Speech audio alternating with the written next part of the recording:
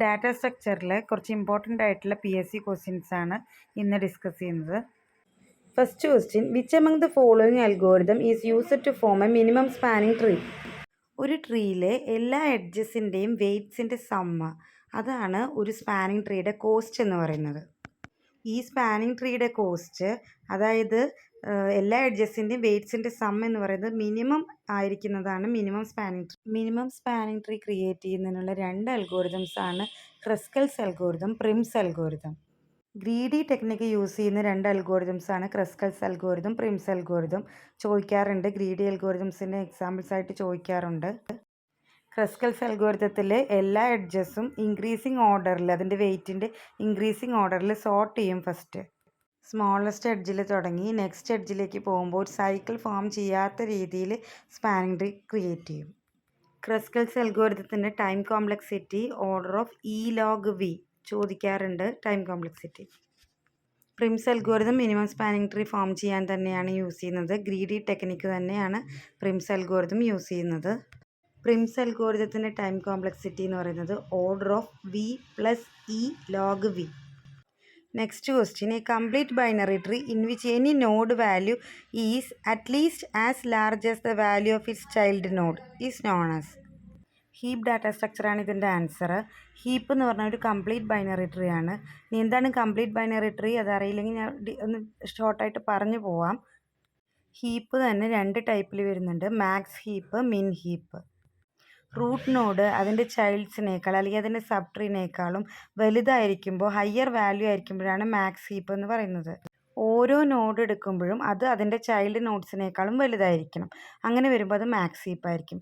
ഇനി ഓരോ നോഡ്സ് എടുക്കുമ്പോഴും അതിൻ്റെ ചൈൽഡ് നോഡ്സിനേക്കാളും ചെറുതാണെന്നുണ്ടെങ്കിൽ ആ കൺസെപ്റ്റാണ് മിൻ ഹീപ്പ്. ഹീപ്പ് ഡാറ്റ സ്ട്രക്ചറിൻ്റെ ഇൻസേഷൻ, ഡിലീഷൻ, അതിൻ്റെ ടൈം കോംപ്ലക്സിറ്റി എന്ന് പറയുന്നത് ഓർഡർ ഓഫ് log n ആണ്. As we discussed, in max heap, the root node must be greater among all its children. In min heap, the root node must be minimum among all its children. Heap data സ്ട്രക്ചറിൻ്റെ ഏറ്റവും വലിയ ആപ്ലിക്കേഷനാണ് priority quiz. ഇതെപ്പോഴും ചോദിക്കുന്ന ഒരു question ആണ്.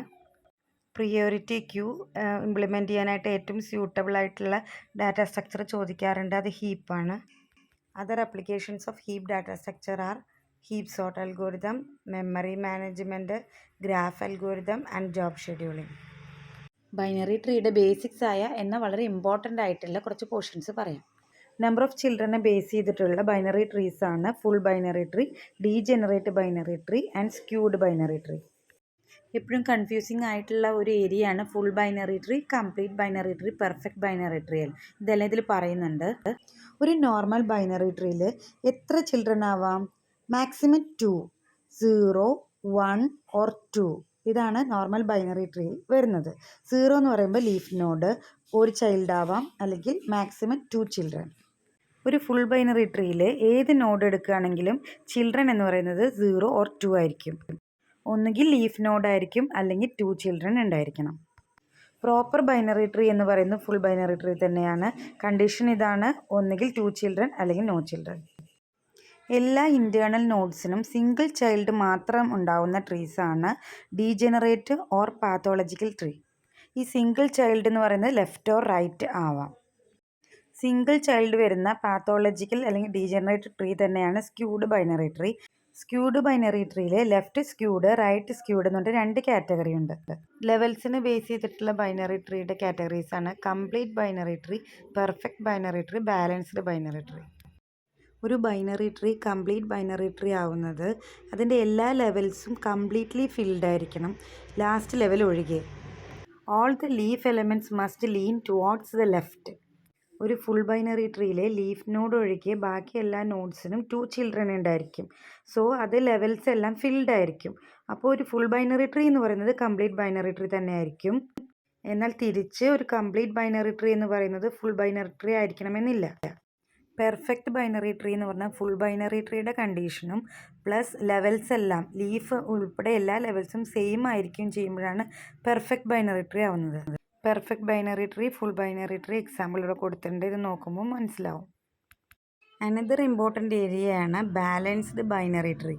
ഒരു binary ട്രീയിൽ n nodes ആണുള്ളതെങ്കിൽ അതിൻ്റെ ഹൈറ്റ് എന്ന് പറയുന്നത് ഓർഡർ ഓഫ് n ആയിരിക്കും. ഒരു ബൈനറി ട്രീയിൽ ഹൈറ്റ് ഓർഡർ ഓഫ് ലോഗനിലേക്ക് എത്തിക്കുമ്പോഴാണ് അതിന് ബാലൻസ്ഡ് ബൈനറി ട്രീ എന്ന് പറയുന്നത്. ബാലൻസ്ഡ് ബൈനറി ട്രീ എക്സാമ്പിൾസ് ആണ് AVL tree, red black tree, B tree. Node വാല്യൂസിനെ ബേസ് ചെയ്തിട്ടുള്ള ബൈനറി ട്രീസ് ആണ് ഇവിടെ കാണിച്ചിട്ടുള്ളത്. ബൈനറി സെർച്ച് ട്രീയിൽ റൂട്ട് നോഡ് വാല്യൂവിനേക്കാളും ചെറുതായിരിക്കും അതിൻ്റെ ലെഫ്റ്റ് സബ് ട്രീയിൽ വരുന്ന വാല്യൂസ്. അതുപോലെ തന്നെ അതിൻ്റെ റൈറ്റ് സബ് ട്രീയിൽ വരുന്ന വാല്യൂസ് റൂട്ട് നോഡിൻ്റെ വാല്യൂവിനേക്കാളും വലുതായിരിക്കും. സെൽഫ് ബാലൻസിങ് ബൈനറി സെർച്ച് ട്രീന് എക്സാമ്പിൾസ് ആണ് AVL tree, B tree, red black tree. In AVL tree, the height difference between left subtree and right subtree cannot be more than 1. AVL ട്രീയിൽ ഏത് node എടുത്താലും അതിൻ്റെ left subtree, right subtree അതിൻ്റെ height difference എന്ന് പറയുന്നത് ഒന്നിലെ negative ആയിരിക്കും, അല്ലെങ്കിൽ 0 അല്ലെങ്കിൽ 1. ടൈം കോംപ്ലക്സിറ്റി എന്ന് പറയുന്നത് നേരത്തെ പറഞ്ഞ പോലെ സെൽഫ് ബാലൻസിങ് ബൈനറി സെർച്ച് ട്രീയിലെല്ലാം ഓർഡർ ഓഫ് ലോഗൻ ആയിരിക്കും. നെക്സ്റ്റ് റെഡ് ബ്ലാക്ക് ട്രീയും self balancing binary search tree തന്നെയാണ്. ഇതിനകത്തൊരു എക്സ്ട്രാ ബിറ്റ് ഉണ്ടായിരിക്കും, അതാണ് കളറിനെ ഐഡൻറ്റിഫൈ ചെയ്യുന്നത്, റെഡ് ഓർ ബ്ലാക്ക്. ഈ കളേഴ്സ് യൂസ് ചെയ്തിട്ടാണ് ഈ ട്രീ ബാലൻസ്ഡ് ആണോ അല്ലയോ എന്നുള്ളതെല്ലാം ചെക്ക് ചെയ്യുന്നത്. സെൽഫ് ബാലൻസിങ്ങിൽ വരുന്ന മറ്റു ട്രീസാണ് B tree, B plus tree. ഡാറ്റാബേസിലും ഫയൽ സിസ്റ്റത്തിലും എല്ലാം സ്റ്റോറേജിന് വേണ്ടി യൂസ് ചെയ്യുന്ന ട്രീ സ്ട്രക്ചേഴ്സാണ് ഇതെല്ലാം. ബി ട്രീയിൽ ഓരോ നോഡിലും മൾട്ടിപ്പിൾ ചൈൽഡ് നോഡ്സും ഉണ്ടായിരിക്കും, മൾട്ടിപ്പിൾ കീസും ഉണ്ടായിരിക്കും. ബി ട്രീയുടെ വേരിയേഷനാണ് ബി പ്ലസ് ട്രീ വരുന്നത്. ഡാറ്റ സ്റ്റോർ ചെയ്തിരിക്കുന്നതെല്ലാം ലീഫ് നോഡ്സിലായിരിക്കും ബി പ്ലസ് ട്രീയിൽ. ഇൻഡെക്സിങ്ങിന് വേണ്ടിയിട്ടുള്ള കീസ് എല്ലാം സ്റ്റോർ ചെയ്തിരിക്കുന്നത് ഇൻറ്റേർണൽ നോഡ്സിലുമായിരിക്കും.